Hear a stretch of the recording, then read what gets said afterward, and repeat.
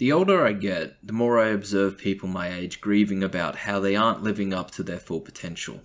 It's not like these people aren't doing nothing, it's more the case that they are only able to strive towards positive change in a sprint, only to burn out and go back to their natural state of mediocrity. Making positive changes in your life is difficult, and quite often you're going to come across a wall that is just too difficult to scale with any great short-term effort. This is why I want to talk about the mindset of sustainable failure. As I live and do well for myself, the more I realize how limited the control over our own outcomes in life actually is.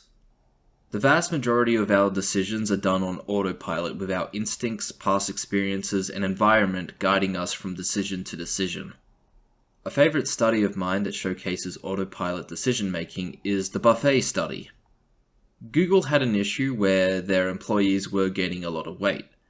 There's multiple free buffets and cafes in big tech, and they wanted people to choose the more healthy options.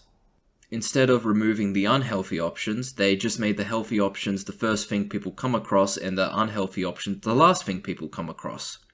Due to a couple of additional steps, they managed to reduce the weight gain of first-year employees from 15 pounds to basically nothing. The point I'm trying to get at is that the best way to make changes in your life is to adjust your environment to where it naturally leads to better conclusions. Work with your autopilot, not against it. Why is this mindset important? It's important because having good sustainable habits is the way the vast majority of us actually have a chance at succeeding. So let's actually talk about how this all relates to game dev. Well, for starters, the game dev community has a very high rate of the revolving door.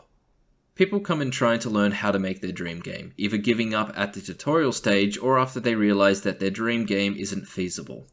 Very few of us actually remain in the hobby for over a year, and nothing makes this clearer than the retention rate of a game dev YouTube channel. I'm personally not immune to this. I tried game dev via GameMaker and XNA back in 2011 and 2012. I did maybe 6 months of game dev total with GameMaker Studio 2 between 2017 and 2019. But when I tried Godot 3.2 in 2020, it just stuck. Why? Because I actually enjoyed using the engine. I have a further explanation in my video why I use Godot over other engines, link in the description.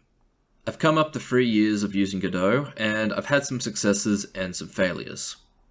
Successes would include my first Game Jam game and the Survivor's Clone tutorial series. Failures would include the 2 3D projects I abandoned and the attempts at devlogs. The reason why I have to consider the 3D projects a failure is because they were not sustainable. The reason I considered the devlogs a failure is because I hated making them and it contributed to me not wanting to work on the 3D projects.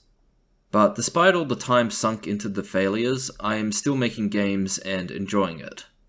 The game I'm currently working on, Platform Gun, is currently in the polishing state. I intend on releasing it sometime in June. It's a free 20 to 30 minute game where the intention is to see if people actually play and share it. If that happens, then I'll do a Kickstarter campaign, and that will be my big step into turning this hobby into a career. If not, which is more likely, I'm eager to move on to the next project that I want to make.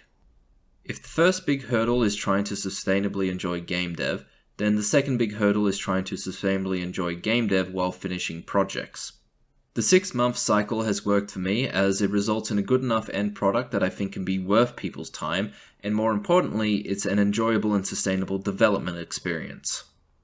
This has allowed for a mindset of sustainable failure. You may have heard something similar to this as outcome independence, where you don't really care about the outcome. I personally think that if you care about something, outcome independence is unrealistic. I want to succeed and I want a particular set of outcomes for my effort.